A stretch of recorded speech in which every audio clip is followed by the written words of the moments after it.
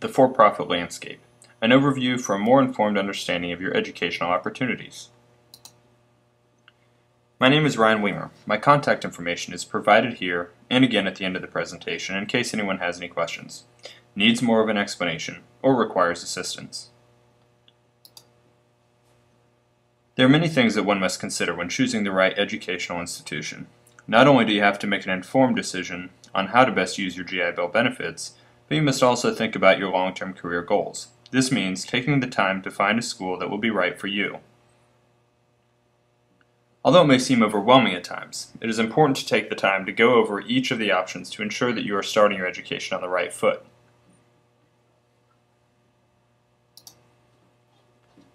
We're going to focus on for-profit education as it relates to traditional public or nonprofit institutions. Nonprofit schools generally receive their funding from state legislature where the campus is located, as well as from private donors. Generally, the nonprofit schools are harder to get into than for-profit schools. They are regionally accredited, and the goal of a nonprofit institution is the education itself, whereas at for-profit schools, the goal is twofold: the profit created for the organization in addition to the education students receive. For-profit schools are goal-oriented, focusing more on preparing students for specific careers than providing them with liberal arts education. And for-profit schools are nationally accredited, whereas, again, the nonprofit schools are regionally accredited. And the purpose of accreditation is to ensure that education provided by institutions of higher learning meet acceptable levels of quality. Another key feature of accreditation is the ability to qualify for financial aid. Regionally accredited higher education institutions are predominantly academically oriented nonprofit institutions. Nationally accredited schools are predominantly for-profit and offer vocational, career, or technical programs. What is important here is that every college has the right to set standards and refuse to accept transfer credits. Regional accreditation is the gold standard, however, meaning that you will most likely be able to transfer all of these credits, whereas nationally accredited credits and degrees don't transfer.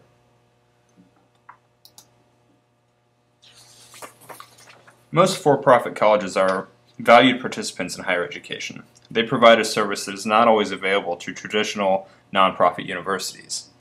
Generally, they have no entrance requirements. They have condensed degree options, flexible schedules such as online learning, evening, weekends, and part-time. And they have a real-world focus. Unfortunately, it's difficult to separate the good actors from the bad actors in for-profit education. Many for-profit schools are excessively expensive, they're plagued with high dropout rates, they leave students with massive debt for worthless degrees, and engage in very aggressive and sometimes deceptive marketing and recruitment practices targeted at veterans. As we will see later, although only a small percentage of veterans are attending for-profit schools, they are taking a large majority of all GI Bill funds.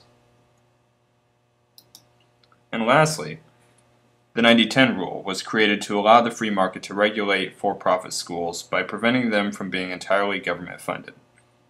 The 90-10 rule says that 90% of revenue for a for-profit school can come from government funds. Due to a loophole in the law, however, military and veteran benefits fall in the 10% of revenue that is supposed to come from private sources. This puts a target on every veteran's back. Every veteran that a for-profit school recruits is worth 9 more students using federal financial aid. This leads to deceptive and predatory recruitment practices, not to mention a system set up to drive revenue instead of a quality education. So how do we know that for-profit schools are actually taking advantage of veterans? We see that with the increases of troop withdrawals and the new post-9/11 GI Bill, there are dramatic increases in the recruitment and subsequent enrollment of veterans in for-profit schools. Between 2006 and 2010, we see here combined VA and DoD education benefits increased by 683%. So if for-profits are getting $520 million that we saw on the last slide, we can see how they take advantage of the 90-10 rule by recruiting the maximum amount in federal funding after targeting veterans. If you notice, the highlighted schools are all schools we have heard of. probably due to their ability to advertise by literally taking advantage of veterans. So we can see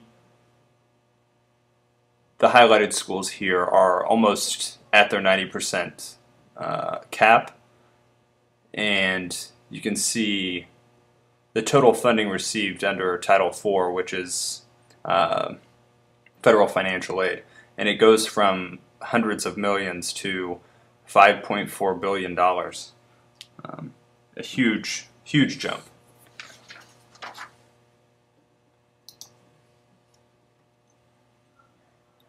The GAO is the U.S. Government Accountability Office. They conducted a study in 2010 that investigated 15 for-profit colleges. Some of their statistics paint a better picture of the problem. Enrollment in for-profit colleges grew from 365,000 to almost 1.8 million in the last few years. In 2009, students at for-profit colleges received more than $4 billion in Pell Grants and more than $20 billion in federal loans provided by the Department of Education. All 15 of these colleges made deceptive or otherwise misleading statements to undercover applicants during this report. They falsified financial aid forms to qualify the prospective student for more money, pressured them into signing contracts before speaking to somebody about their finances, misrepresented salary after graduation, withheld accreditation and graduation rates, used high-pressure marketing tactics, and they loosened the admission standards. Most of these institutions also lied about the value of their programs, stating that the cost was relatively low in comparison to other schools. The GAO compared programs, and in 14 of the 15 schools, regardless of degree, tuition was more expensive at the for-profit college than at public, non-profit colleges located in the same geographic area. On average, it costs 6 to 13 times more at a for-profit college to get the same, more accepted degree at a public school.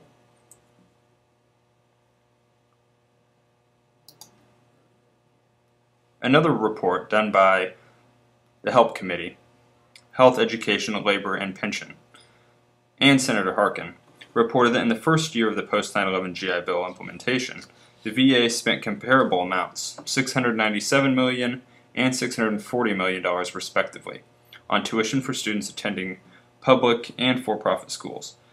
But the VA funded 203,790 students at public schools compared to only 76,746 at for-profits. The expansion of military benefits have made service members, veterans, spouses, and family members highly attractive prospects to for-profit schools seeking to rapidly increase enrollments to satisfy the demands of investors. Outcomes at the for-profit schools receiving the most military educational benefits are questionable. They report the lowest loan repayment rates, the highest loan default rates, and the highest student withdrawal rates. In addition to the 90-10 loophole that allows them to borrow $90 million for every 10 they get from veterans, the HELP report finds that for-profits need the GI Bill to help pad their loan default numbers or risk getting shut down.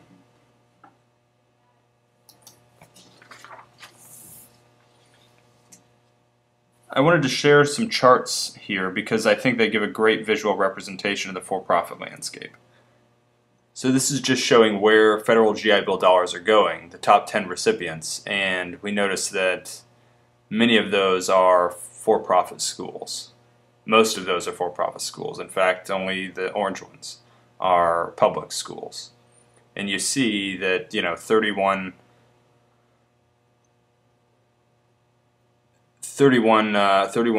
from one school doesn't even compare with $133 from the Apollo Group, which is the University of Phoenix, just as an example.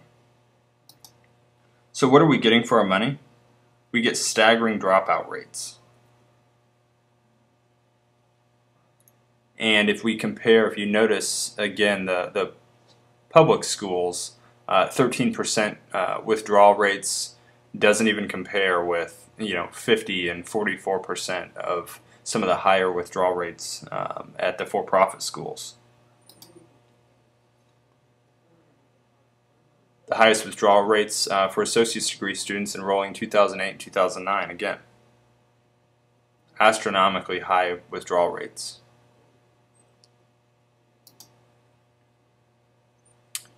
And taxpayers spend more than twice as much to train veterans at for-profit colleges. Roughly almost $5,000 per veteran at a public school. It costs over $10,000 per veteran at a for-profit school. Almost half of the money goes into marketing, recruiting, advertising, and profit for investors, not into educating their students.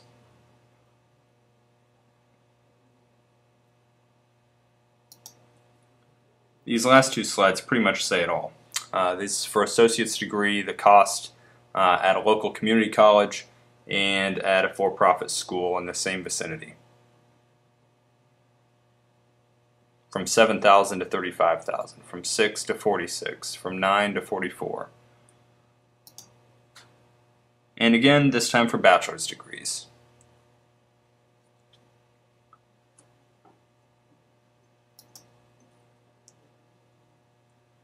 Default rates are much higher at for-profit institutions as well. $191,000 doesn't seem much higher than the $166,000 at public schools here. But if you look at the right and in the box, given that for-profits only educate 13% of all students, they're responsible for half of all the defaulted debt. Furthermore, the 3-year percentage rates are telling. 2.5 times the default rate, again with only 13% of the students.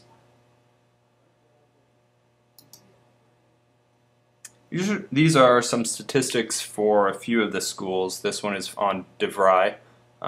For fiscal year 2010, they received $53 million in GI Bill benefits, and they had a withdrawal rate of 50%, meaning 1 in 2 students didn't complete their education. Law states that federal student assistance must not be used for advertising. However, at DeVry, marketing expenses make up 20% of revenue in 2011. And DeVry derives as much as 81% of their revenue from federal funds, which overlaps as advertising expenses. When we look at the University of Phoenix,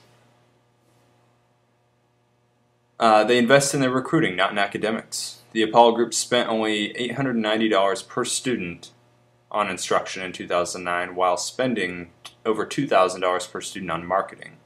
They employed 8,000 recruiters, 0 career service employees, and 3,000 student service employees in 2010. They justify their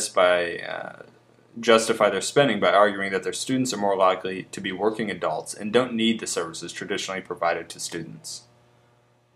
Apollo schools have high rates of loan defaults. They're more than 2 times the average rate of public and nonprofit schools. According to the HELP report, Apollo's default rate increased from 12% for students entering repayment in 2005 to 20% in 2008. The average rate for public and nonprofit schools is only 9%.